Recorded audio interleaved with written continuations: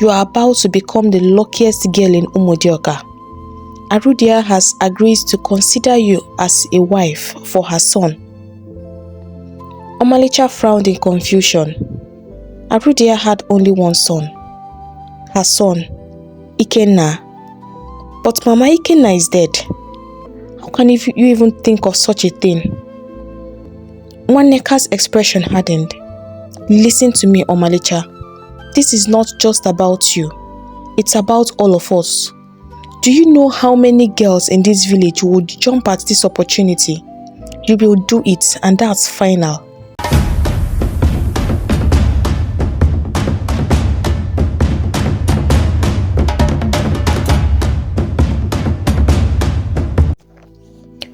Once upon a time, nestled in the heart of the eastern region, lay a beautiful African village named Umoda. And in that village lived a young girl whose name was Omalicha. Her name, which meant beautiful, was no exaggeration. Popularly called Oma, her beauty was the talk of the village. She had inherited her striking looks from her mother.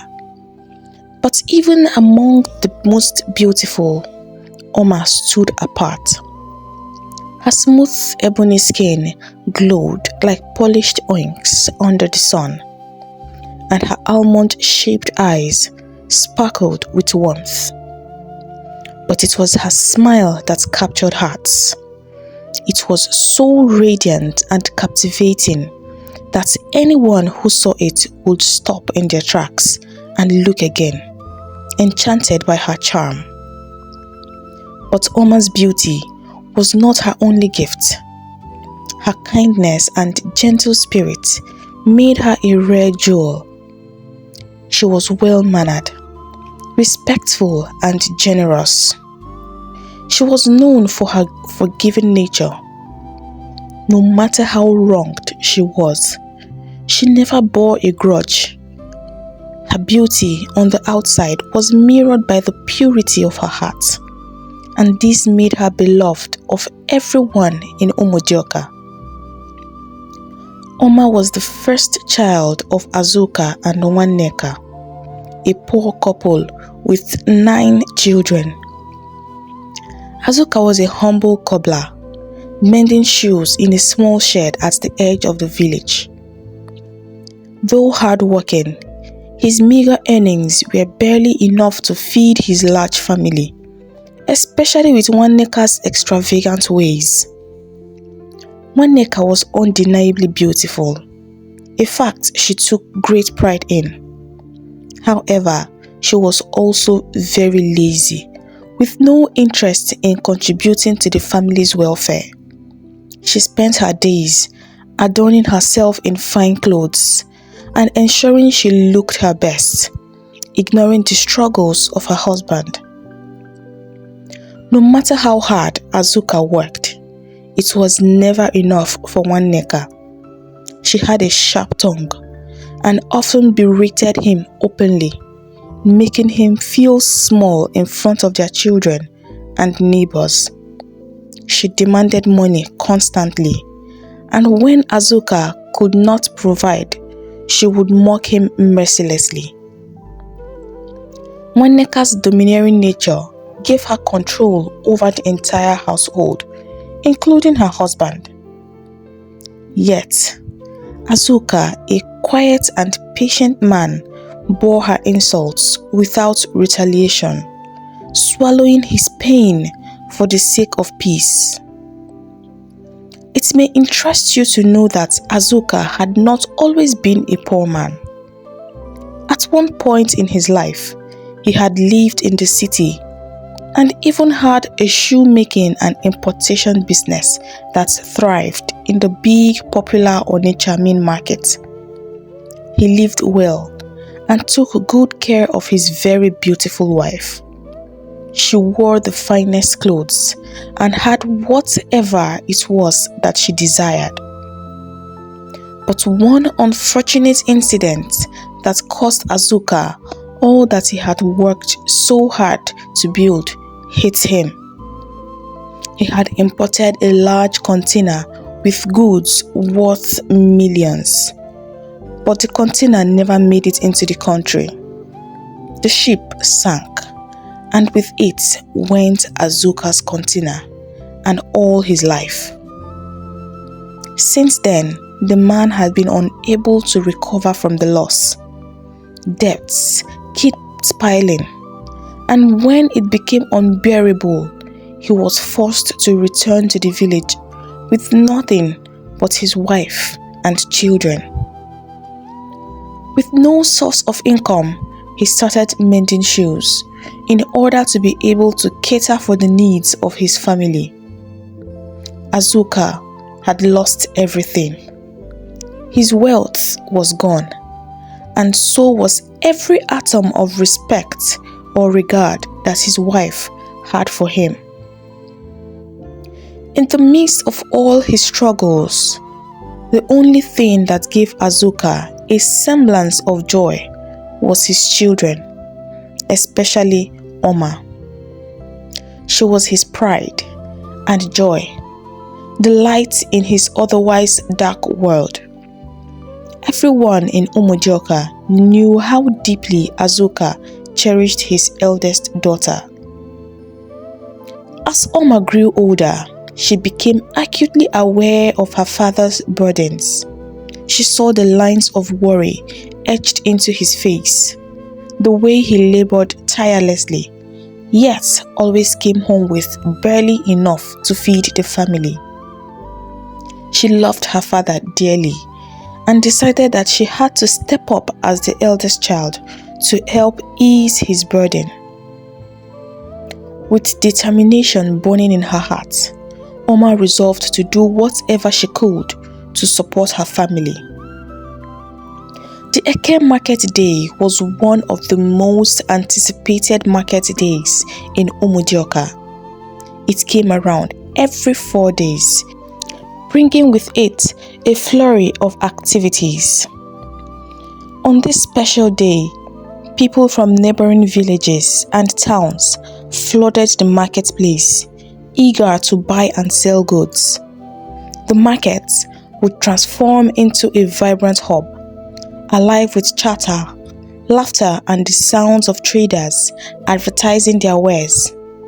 It was a place where you could find items that were rare on regular days, be it spices, textiles, or unique household items, and at prices that often seemed like a bargain. For Oma, the Eke Market Day was her golden opportunity. While she would sell vegetables at the small village market on ordinary days, it was on Eke Day that her business truly thrived. The larger crowd meant she could sell more and earn more, making it the highlight of her week. She prepared for this day with unwavering dedication. Before dawn broke, she would wake up and prepare for her journey to Umunze, a neighboring village known for its rich farmlands. There, she bought fresh vegetables directly from the farmers. The trek to Umunze was not an easy one. The narrow, dusty paths wound through forests and streams, and the journey often took hours. Yet, Oma never complained. Her small business not only flourished, it brought a glimmer of hope to her family. Though the money she made was small, it was enough to buy food and meet a few basic needs. For Azuka, seeing his daughter take on such responsibility filled him with pride and gratitude. And for Oma, the satisfaction of lightening her father's load, even a little, made every effort worthwhile. But her journey was just beginning. It was during one of these early morning trips back from Umunze that fate played its hands in the most unexpected ways. As Oma carefully balanced her large basket of vegetables on her head, she approached the sharp bend that connected to the long road leading to Umudioka. She had just stepped onto the path when a large wooden cart came barreling around the corner, its driver clearly in a hurry. The young man pushing the cart was tall, with broad shoulders and a striking presence. His load was heavy, clay pots of various sizes stacked precariously, and his focus was entirely on getting to the Eke market on time. He did not see Oma until it was too late. The cart's edge brushed against her, and the sudden impact sent her basket flying. Vegetables spilled in every direction. Startled, Oma stumbled but quickly steadied herself. The man stopped abruptly, a look of horror crossing his face as he realized what had happened. "Oh no, I'm so sorry," he exclaimed, his deep voice filled with genuine regret. He abandoned his cart and rushed to her side. Without waiting for her response, he began gathering her scattered vegetables. His hands moved swiftly but carefully. "I'm so sorry," he repeated, glancing at her with worry. "I was not paying attention. Are you hurt?" Oma, who had bent down to help, looked up at him with her usual calm demeanor. Her eyes met his, and for a moment the world seemed to pause. "It's okay," she said softly, her voice steady. "I know it was an accident, and I forgive you." Her response caught him off guard. He had braced himself for anger, maybe even a flurry of scolding words, but instead she smiled. It wasn't just any smile. It was the kind of smile that warmed the heart and calmed the soul. For a moment, he forgot where he was. Jidenna, as he later introduced himself, felt a pang of guilt, despite her forgiveness. "Thank you," he said, his voice filled with gratitude. "You are very kind." He hesitated, then added with a small bashful smile, "And very beautiful. What is your name?" Oma's cheeks turned a soft shade of pink, but she kept her composure. "My name is Omalicha," she said after a moment, her tone as gentle as her smile. "But everyone calls me Oma." Jidenna raised an eyebrow, pretending to think deeply. "Omalicha," he repeated, savoring the name. "It's a beautiful name and it suits you perfectly. But I won't call you Oma. No, I'll call you Omalicha, because it's exactly what you are, beautiful in every way." Oma's reserved smile turned into a full-blown grin, her dimples deepening, as she laughed softly. "You're good with words," she said, shaking her head. Jidenna chuckled, his deep laughter ringing out like music on the quiet morning road. "Only when I meet someone worth impressing," he replied, his eyes twinkling with mischief. The both of them gathered the last of her vegetables and adjusted her basket. By then, their initial awkwardness had melted away and replaced by an easy camaraderie. As they continued their journey to the market, they walked side by side, talking and laughing, just like old friends. By the time they reached the bustling Eke market, the connection between them was undeniable. Jidenna helped Oma set up her stall before returning to his cart, but not before making her a promise. "This is not the last time we will meet, Omalicha." Oma watched him walk away, a warm feeling spreading in her chest. That day marked the start of something new for both Omalicha and Jidenna. By the end of that day, Oma and Jidenna did not cross paths again. but the memory of him stayed with her like a sweet melody she could not forget. As she walked home with her empty basket, her lips curved into a smile that refused to fade. She replayed her encounter over and over. The sound of his voice kept echoing in her mind, and the image of his face etched clearly in her thoughts. His words, "This is not the last time we'll meet," filled her with hope, and she found herself wishing that he would keep his promise. Meanwhile, Jidenna was equally captivated. He had deliberately avoided seeking her out again before the market closed, though every fiber of his being urged him to. Instead, he busied himself with his clay pots, hoping the distraction would clear his head. But it did not. No matter how hard he tried, he could not stop thinking about her.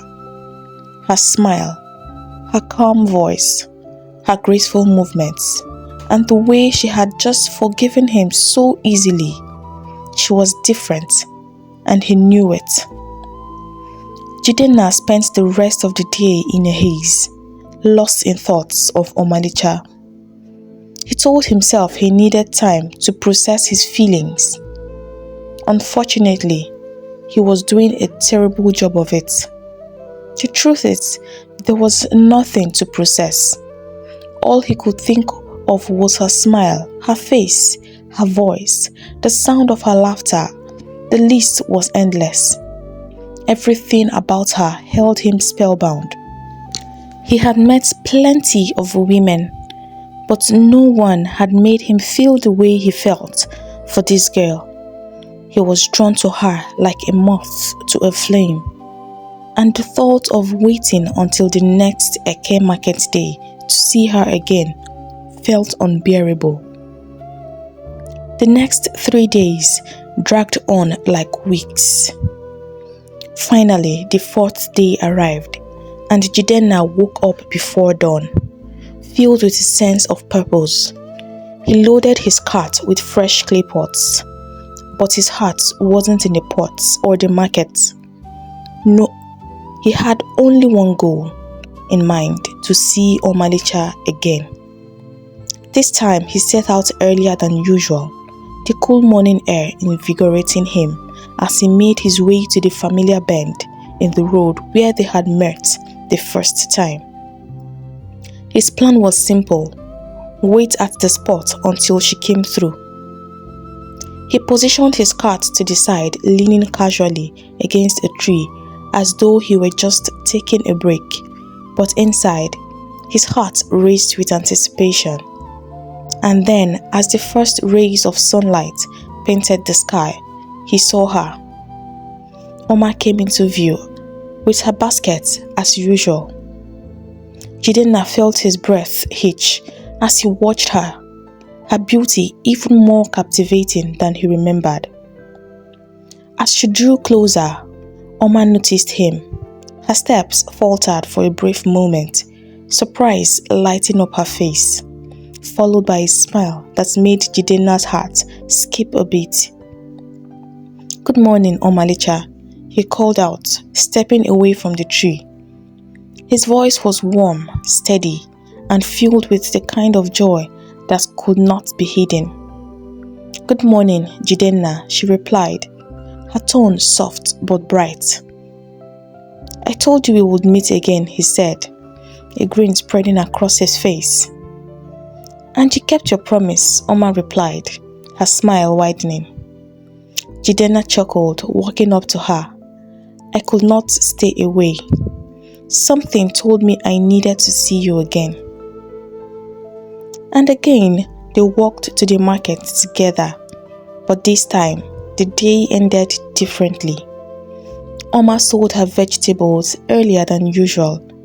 Her cheerful demeanor always drew in customers like bees to a honey. But even though her basket was empty and her earnings tucked away, she found herself lingering in her stall, glancing around the bustling market as if waiting for something or someone. And then, just as the golden hues of the setting sun painted the horizon, she saw him. Jidenna approached with his empty cart, his strides confident, and his smile as radiant as the day they met. Omalicha, he called out warmly.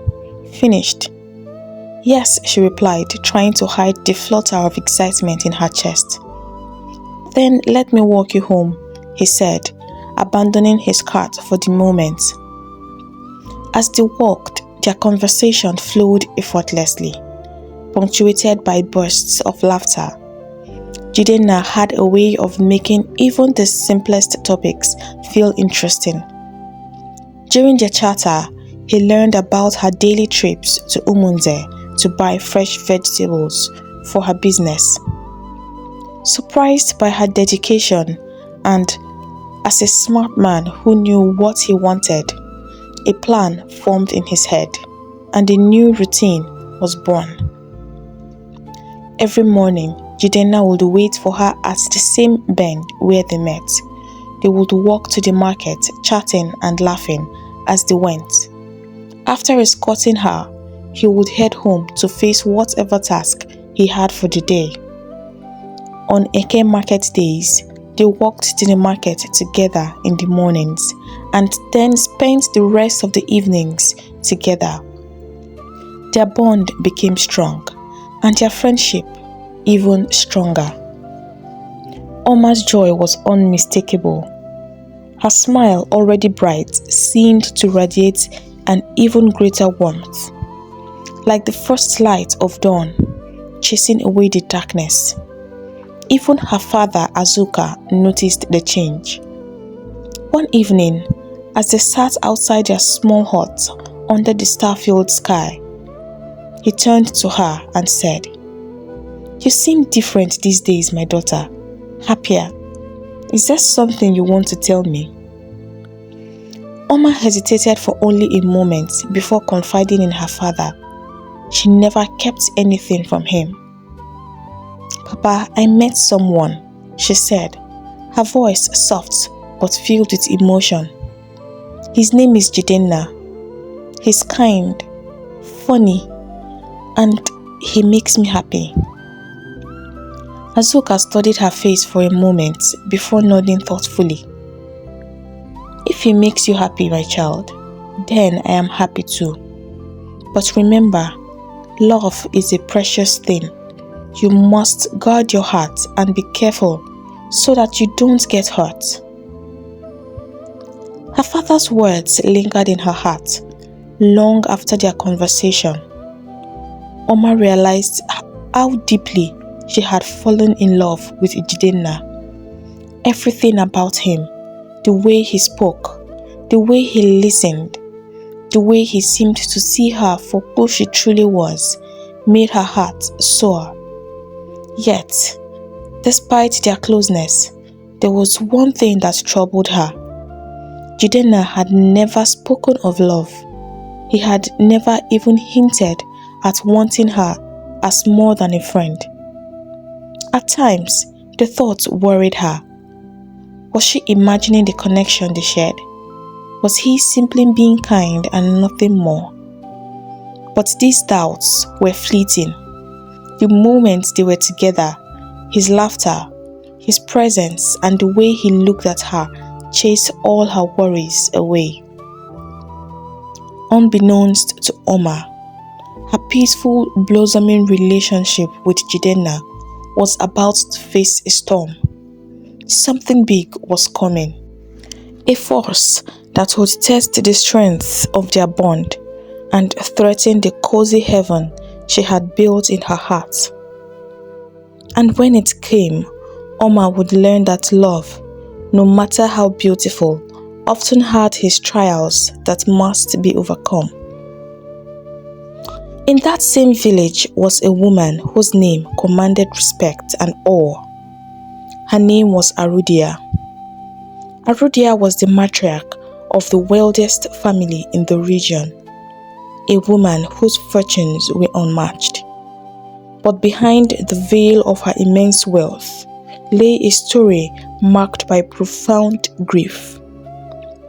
Her husband Onyego had been a man of immense influence, revered for his success as a gold merchant. His wealth was legendary, and his name opened doors far beyond the village. But with great wealth often came great danger. Onyego, whose name was born as a result of the immense wealth which he controlled, met his tragic end on one of his many business trips. He was ambushed by armed robbers on a lonely stretch of road. He had resisted their demands, determined to protect the treasure he carried. But his bravery cost him his life. He was shot dead on the spot. The news of Onyego's death spread like wildfire, shaking the region. It was a tragic loss for both his family and the community. But life, as it often does, moved on. The couple, already advanced in age, had been blessed with only one child, a son named Jidenna. Raised under his father's watchful eye, Jidenna was groomed to inherit the family's gold empire.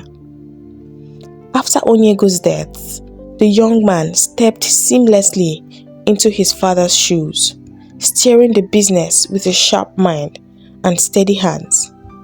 And under Jidenna's leadership, the family's wealth not only survived, but flourished.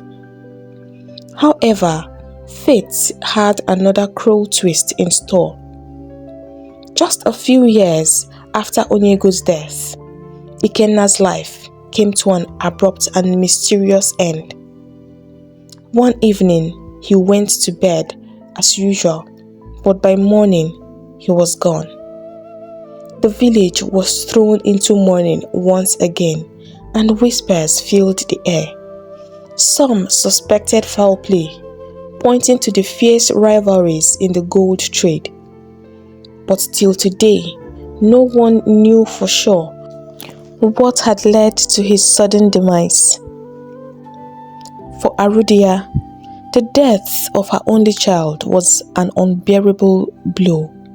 Her heart, already fractured by her husband's tragic end, shattered completely. She was consumed by grief, retreating from the world. Days turned into weeks, and weeks into months, yet the pain did not lessen. To make matters worse, Jidenna had died without leaving behind a wife or children. There was no heir to continue the lineage, no one to carry the Onyego name. This realization gnawed at Aruda, adding a new layer of despair to her sorrow. Every day, she would sit alone in the grand courtyard of her home, staring into the distance, her thoughts consumed by the grim reality that her family name, the legacy her husband had built and her son had nurtured, would vanish into obscurity once she was gone. But Aruda was not a woman who gave up easily. Beneath the layers of grief was a wheel of steel. She knew she had to make a choice, and for her there was only one path forward. If Onyego's name was to survive, if her husband's legacy was to endure, she needed to secure a future for it by herself. She resolved to take matters into her own hands. In Umoda, there was one existing tradition that many other villages saw as absurd, and truly it was. If a man died without a wife or children, it was normal for the man's family to find and marry a wife for him in his death. In this case, the wife would be allowed to have intercourse with any man she fancied. The goal was to get pregnant and bear children that would carry the dead man's name.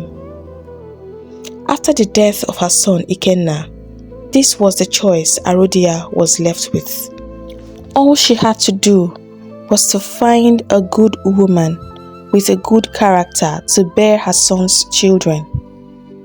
Based on the kind of wealth her family controlled and prestige that came with the mention of their name, finding a young maiden would not be such a difficult task. Every young maiden would be lucky to be picked by her. Rumors spread quickly through the village that Aruda was searching for a maiden to marry her late son.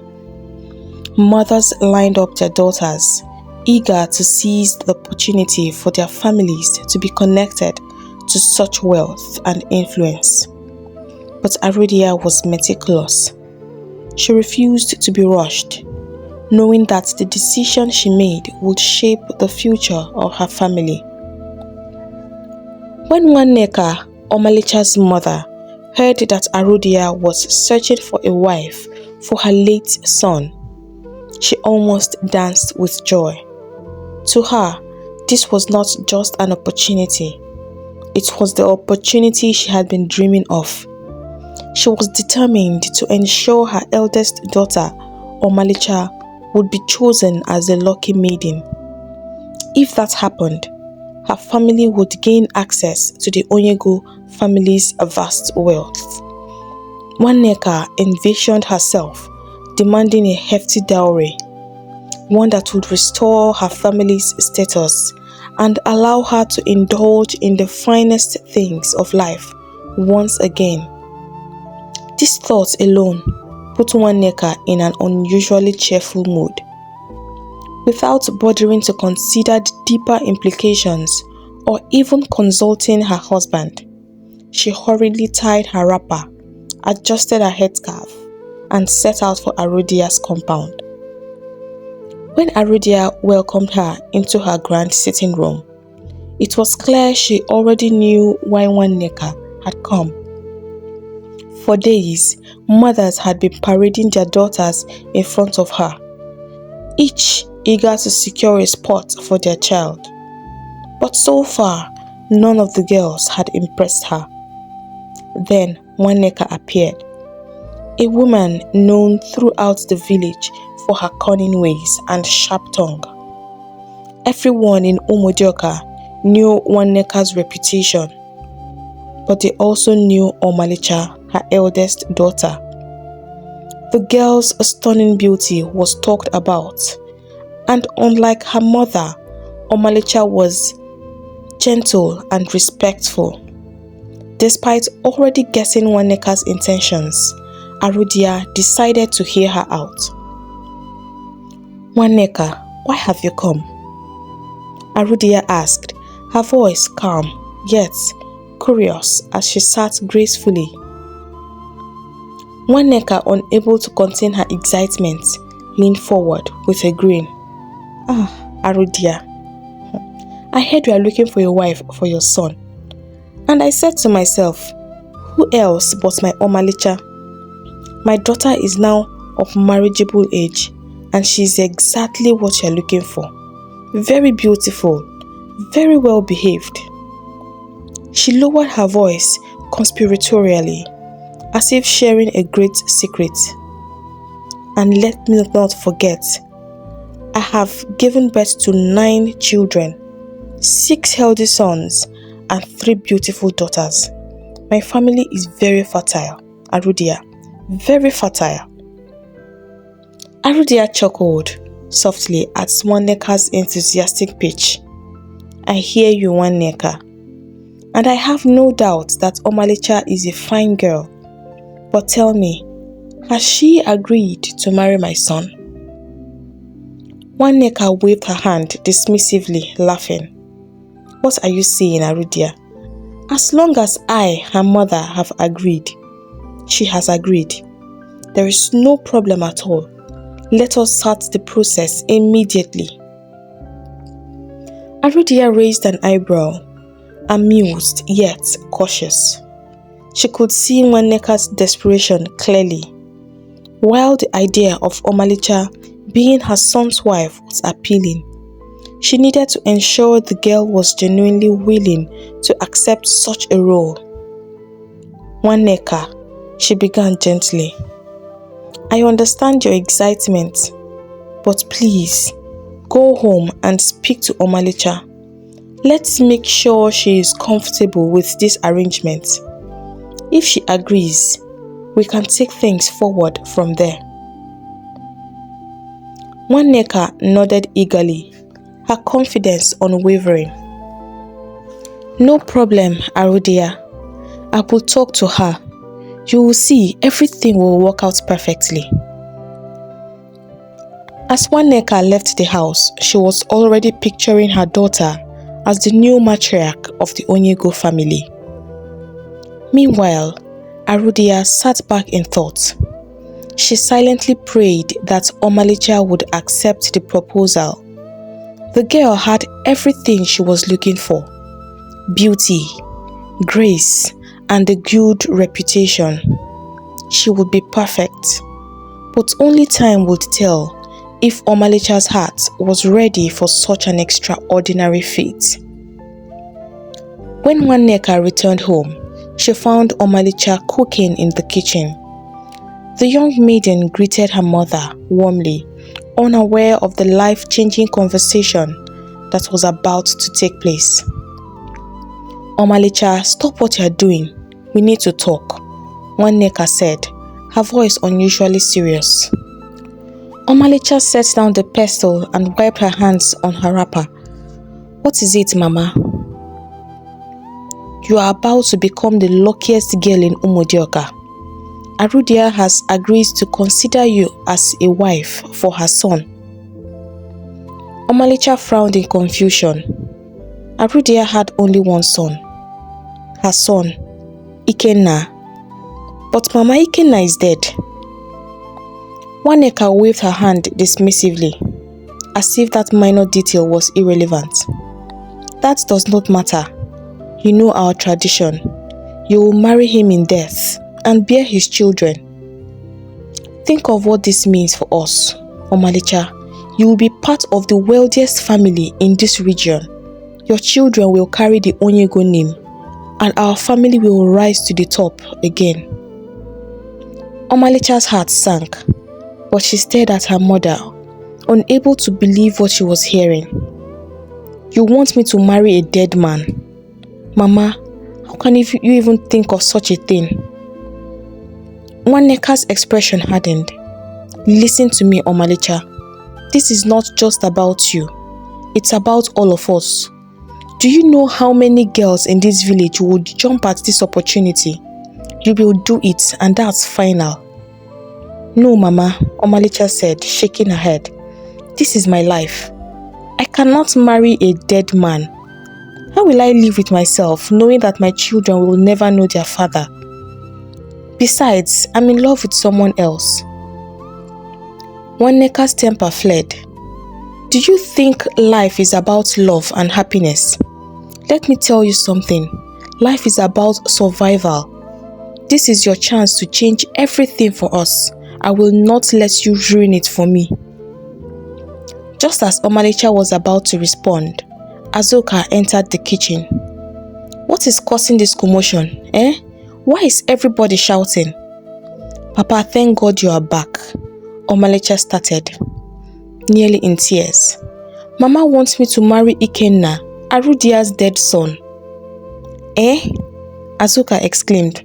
Nwaneka, what am I hearing? You want my daughter to marry who? Over my dead body.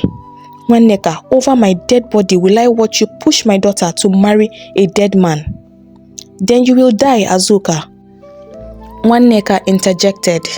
Yes, because Omalicha must marry Jidenna and put me out of this poverty that you have tied me in. I will be free from the shackles of your poverty. It is because of your poor mentality that you have remained like this all these years. Your mates are buying cars and building fine houses, living well. But look at you in this village, living in a mud house. A mud house, Azuka. And now, here is an opportunity to break free from poverty, but you choose to remain here. She turned and faced Omalicha. You said you're in love, and I don't know who the man is. Ngwa, tell me, what does he do for a living? She asked, raising an eyebrow. Omalicha shifted uncomfortably. She knew exactly what would happen when her mother heard about Jidenna. He sells clay pots at the Eke market, she said quietly, her voice barely above a whisper. Yay! Neka exclaimed, clapping her hands together. He sells clay pots. So you want to settle for a man as poverty-stricken as your father? With all your beauty, Omalicha, the gods forbid that I allow this to happen. I will never. That's enough. Azuka barked. His eyes blazed with fury. Never had Omalicha seen her father so angry. I have endured your madness for too long, Neka, but it stops now. The next time you open your mouth and speak to me in this manner, I will send you back to your father's house. That being said, Azuka stormed out of the kitchen, leaving both women alone once again. This does not change anything, Neka said, unperturbed. The both of you will not jeopardize my plans. So you better forget about that clay man, or whatever he is, and embrace your future. That night was the worst Omalicha had ever experienced. She cried the whole night, and was glad when morning came. As soon as she woke up from her restless sleep, she quickly set out for Umunze, knowing fully well that Jidenna would be waiting for her at their usual spot. However, she had no plans of going to the market that day. Why do you look so sad? Jidenna asked, noticing her countenance as soon as she approached where he was standing. It's a long story, Jide. A lot has happened. I just need to talk to you, she said, her face edged with worry. Does that mean you will not be selling today? Because I don't see any basket, Jidenna asked, now looking worried. Omalicha remained silent, but he could see the turmoil in her eyes. He knew that something was deeply troubling her. Okay, he said. We cannot stand here. Come with me, he said, taking her hands. Oma did not even protest. She had no idea where he was taking her to, but she followed him regardless. They both walked in silence until they came to a small hut not too far away from the bend where they met. Obviously, Jidenna was from Umoda, a sister village to Umunze. This is where I live, Jidenna said, as he set a chair for the both of them to sit in front of the hut.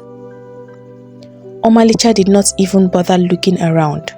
She had more pressing issues. My mother wants me to marry a dead man, Jidenna, she blurted out as soon as she sat down. Jidenna was momentarily taken aback. Marry a dead man? How? People do it all the time in Umoda and some other villages. They marry a wife for a person who has died so that she can bear children for him, Omalicha explained. Oh, Jidenna said. I have heard that it happens, but I never really thought it was true. He looked at her suddenly, becoming worried. You are not thinking of marrying him, are you? Of course not. I will never marry a dead person. But my mother is bent on making me marry him. His family is wealthy, and she thinks it's her ticket out of poverty. Her eyes filled with tears. I don't know what to do, Jide. Then don't marry him, Jidenna said, holding her hands. His eyes filled with an emotion that mirrored exactly how he felt.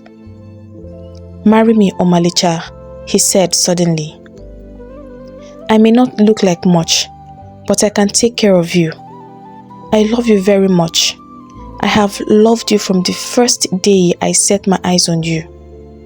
But right now, I am certain that it is you I want to be with and call my own. Tears flowed down Omalicha's cheeks. She had waited for so long to hear these words from his mouth, and hearing them now was like applying a soothing balm to her heart. She looked up into his eyes. It does not matter what you have or what you do not have. I love you for who you are, and yes, I will marry you, she said, her beautiful smile once more appearing on her beautiful face. Jidenna could not believe how lucky he was to have found a woman with a heart so pure. His heart filled with joy, and he did not bother to hide his excitement. The lovers talked for a long time, each of them forgetting their worries. For the moment, they were exactly where they wanted to be. As the evening drew near, Oma knew she had to go home, but Jidenna promised her that he was going to visit with his family to make his intentions known to her father on the day after the next Eke market day, which happened to be 3 days away. What this means is that I'll be away for 2 days, so you will not see me until the day I come, Jidenna said as they were about to part.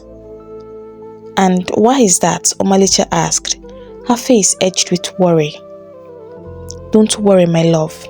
It's nothing serious. I just need to inform my family, so I'll have to travel to Achina tomorrow morning. Achina? You are from Achina? I thought you are from Umozo. Yes, I live in Umozo just because of my business. It's okay, Omalicha said. I'll be expecting you. Smiling as she sauntered away, she left Jidenna wondering just how lucky he had gotten.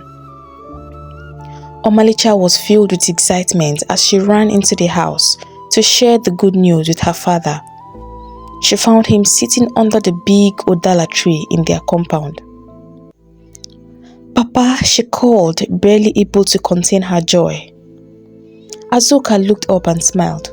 What is it, my daughter? You look like someone whose dreams just came true. Omalicha sat beside him, beaming. Papa, Jidenna has just proposed to marry me, and in 3 days, he will come with his family to seek your permission as our custom demands. Azuka's eyes widened with happiness, and he laughed heartily. This is wonderful news, my daughter. Jidenna is a fine young man with a good heart. I'm so proud of you. As they celebrated, Nwaneka, who had been eavesdropping from the kitchen, clenched her fists. Her face twisted in anger as she stormed into the compound. Never.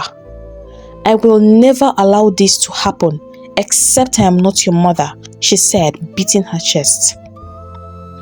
Omalicha's smile faded, and Azuka turned to his wife with a frown. What is wrong with you, woman? Shouldn't you be happy for your daughter? But Nwaneka ignored them and stormed back into the house, her mind already racing with dark plans. That night, Nwaneka lay in bed, unable to sleep. She tossed and turned, haunted by thoughts of her carefully crafted dreams crumbling before her eyes. Omalicha marrying Jidenna would mean the end of everything she had so worked hard for. Then, like a flash of lightning, an idea struck her. A wicked smile curled her lips as she sat up. If Jidenna is no longer in the picture, Omalicha will have no choice but to obey me, she muttered to herself. Her plan was simple yet deadly. She would pretend to accept Omalicha's decision and even help her prepare for the visit. On the day Jidenna came with his family, she would serve him a special soup laced with a slow-acting poison. It would not kill him immediately, but after a few days, the poison would take its toll. By then, he would fall sick and die. No one would suspect a thing. Satisfied with her scheme, Nwaneka finally lay down and drifted off into a peaceful sleep, her heart lightened by the evil solution she had devised. The next morning, she woke early, wearing a cheerful expression that startled everyone in the house. She called Omalicha and Azuka to their small sitting room and sat before them with a solemn look. "My husband, my daughter," she began, her voice trembling with fake remorse. "I was wrong to react the way I did these past few days. Omalicha, you are my daughter and your happiness means everything to me. If Jidenna is the man you have chosen, then I will support you with all my heart." Azuka, still wary, nodded cautiously. "I am glad you have come to your senses, Nwaneka. Henceforth, let us move forward in peace." Finally, the long-awaited day arrived. The compound buzzed with activity as preparations began. Omalicha's younger brothers swept the yard until it sparkled, while her sisters helped in the kitchen. Nwaneka took charge of the cooking, her movements deliberate as she prepared the meal. Omalicha offered to help, but Nwaneka insisted she needed to relax and look good for when their guests arrived. But Omalicha had grown up watching her mother closely.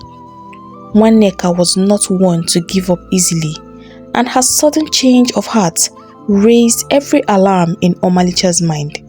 She never believed that her mother had turned a new leaf. Though Nwaneka appeared cheerful and cooperative, Omalicha still suspected her mother was up to something, and so she kept a close watch on her. That suspicion turned into certainty when Omalicha saw her mother sprinkle a strange powder into a specific bowl of soup. Her heart skipped a beat, but she managed to keep her composure. So, this was her plan all along, she thought bitterly to herself. Her mother had pretended to support her only to lay a trap for Jidenna. Omalicha decided not to confront her mother right away. The day had to go smoothly for the sake of her family's honor. But she silently vowed to protect Jidenna at all costs. As the guests arrived from Achina, the air buzzed with excitement. Omalicha and her family greeted them warmly, exchanging pleasantries and making everyone feel at home.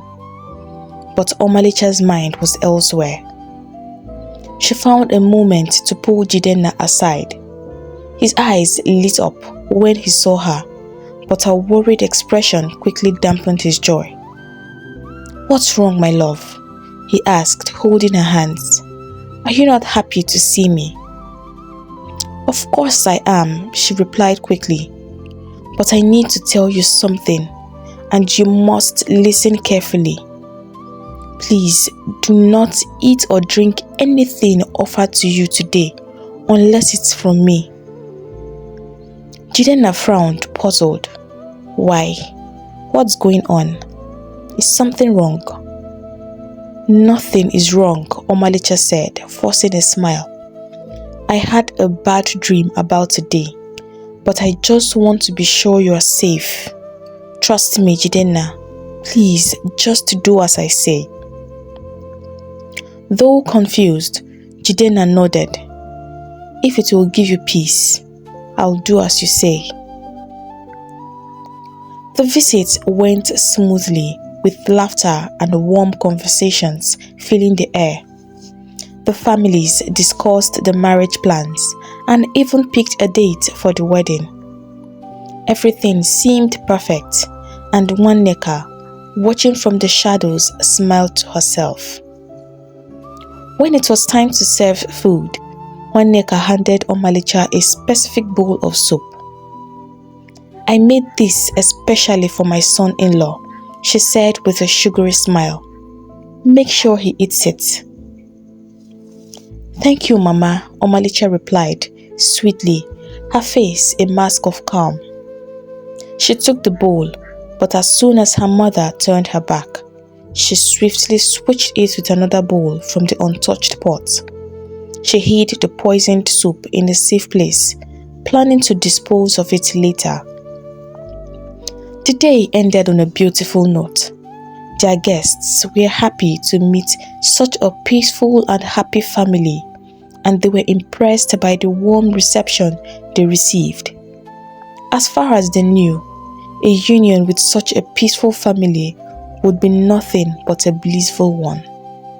But no one was as happy as Nwaneka. She noticed that Jidenna had cleared his plate. Apparently, he enjoyed the food. She smiled to herself. Now it was only a matter of days before the news of his death would spread, and then all her plans would start falling in place. The wedding preparations started immediately, and soon word spread in Umoda that Omalicha was getting married. It was just a matter of time before it reached Aruda's ears, and without wasting time, she sent out one of her maids to find Nwaneka. "What am I hearing?" Aruda asked when Nwaneka responded to her call. "Omalicha is getting married." "Aruda, don't worry about anything. I already told you that everything will fall in. I have this under control. She's insisting on marrying one church rat like that. But trust me, I have this all figured out.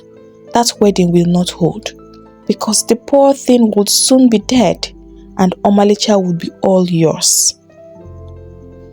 Aruda looked at Nwaneka, visibly shocked. "What kind of a mother are you, Nwaneka? You are willing to trade your daughter's happiness because of what you stand to gain?" Aruda shook her head sadly. "I like Omalicha so much and will be happy to have her as my son's wife. But not this way. Find somewhere else to fuel your desperation, not in my family. I know your type.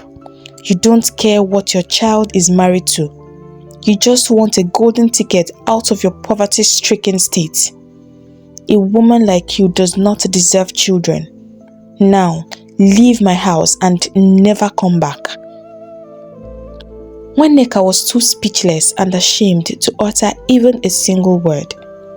With her head bowed in shame, she took herself out of Aruda's house.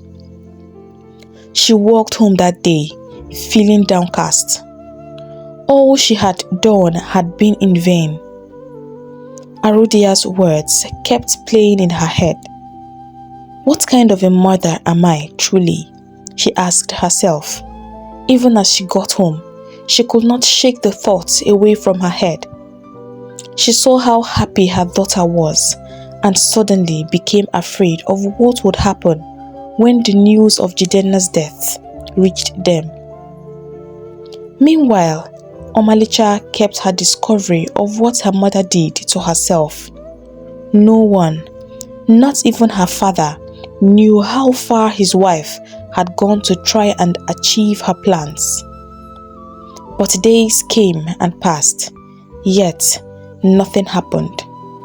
The wedding preparations continued, and finally the day came.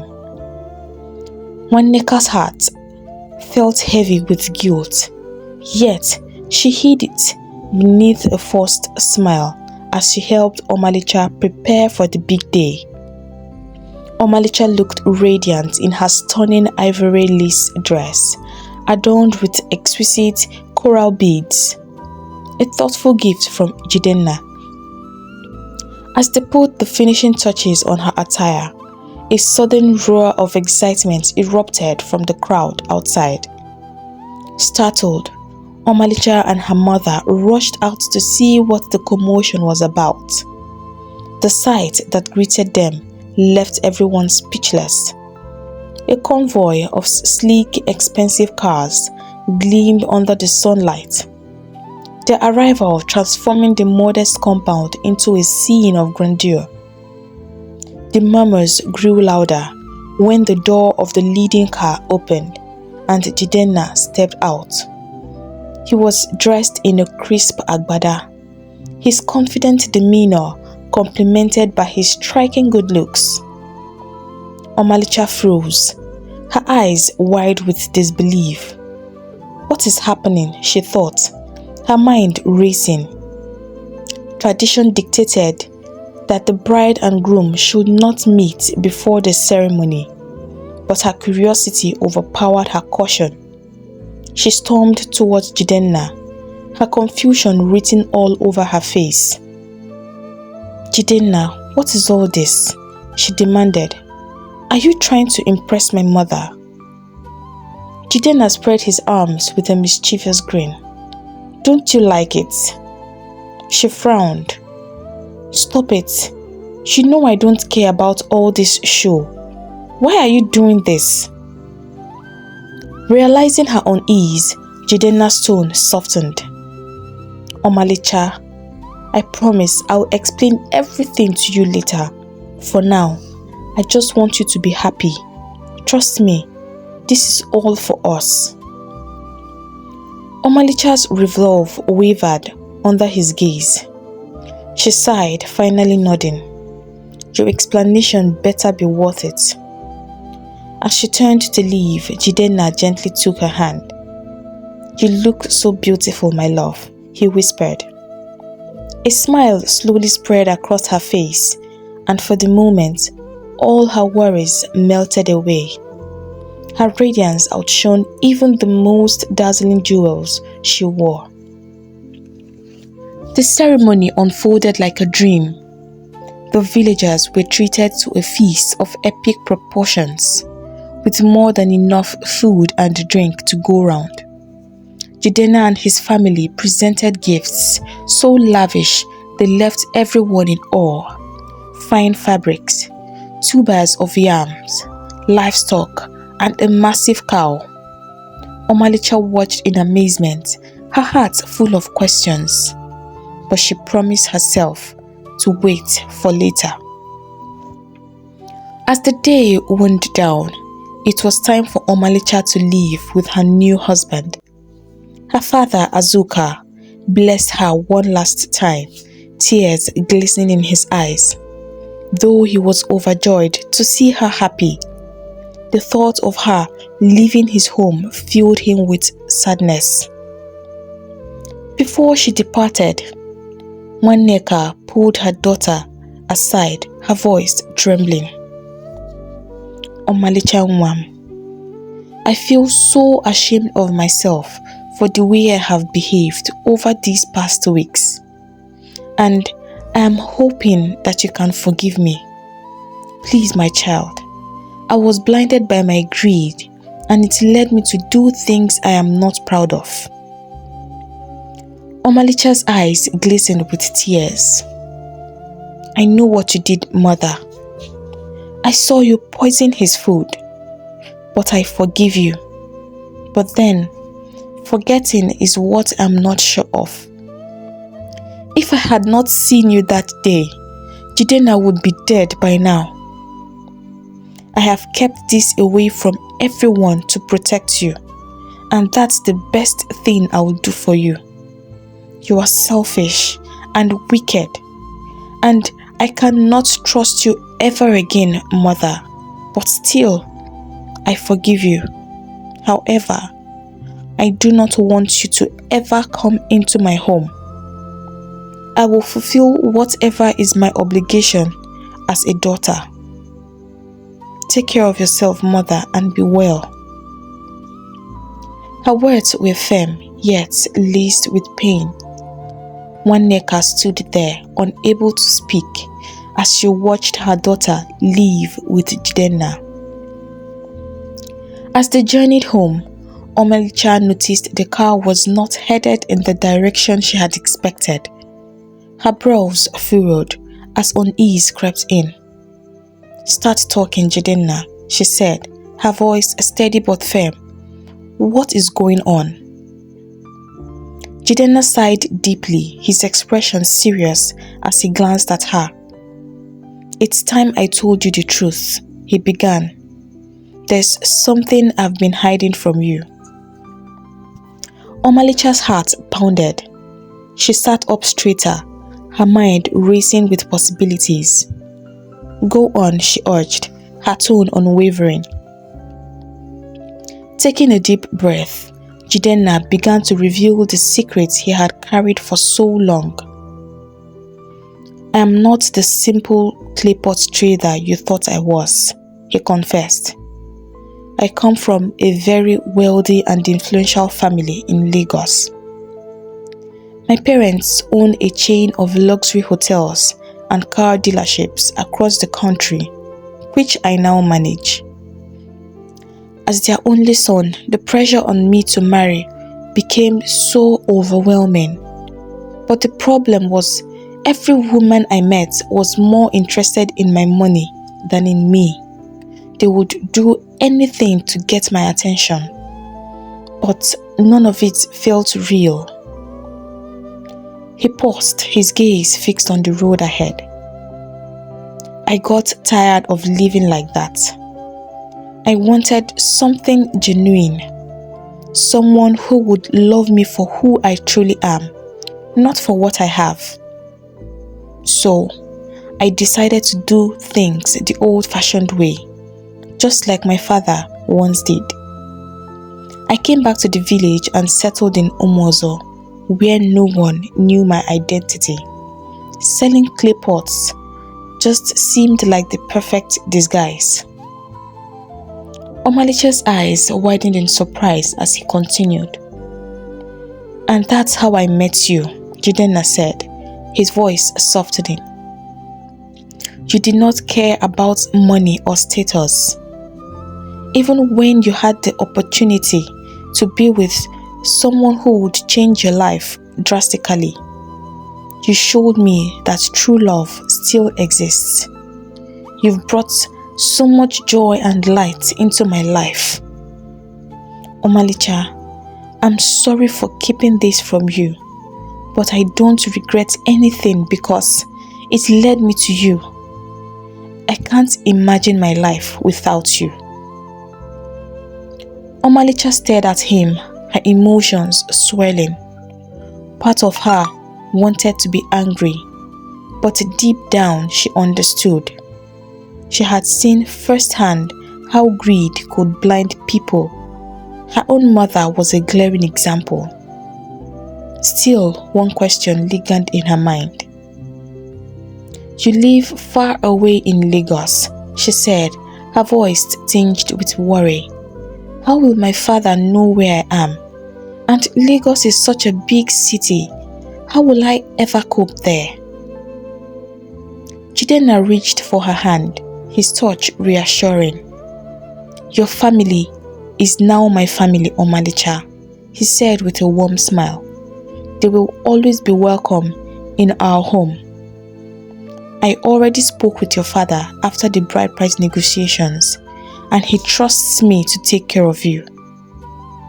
As for Lagos, don't worry. I will be there every step of the way to guide you, teach you, and make sure you are comfortable. You won't have to face anything alone from now on. It's just you and me building our future together. And don't worry about your father. I will make sure that he is all set up so that every one of them can be comfortable." Omalicha felt her heart soften. She rested her head on his shoulder, letting his words sink in. This was indeed the start of a new chapter, one she had never imagined. Jidenna was not the simple village trader she had believed him to be, but she realized it did not matter. What they had was a love that transcended wealth or status, a love that was pure, honest, and enduring. She closed her eyes, a small smile forming on her lips, ready to embrace the journey ahead. Hey lovers, thank you for listening to this story. If you're new here, welcome to our community. I hope you enjoyed listening to this story as much as I enjoyed creating it. If you have not done so already, please hit the subscribe button, and to support the growth of our community, give this video a big thumbs up. If you know someone who would enjoy a story like this, do not hesitate to share. Don't forget to leave a comment down below. Remember, like, share, drop a comment and subscribe. To enjoy more videos like this, do well to go through my playlist. I'm sure you'll find something you're going to really enjoy. I'll take my leave now, but I hope to see you in my next video. Bye.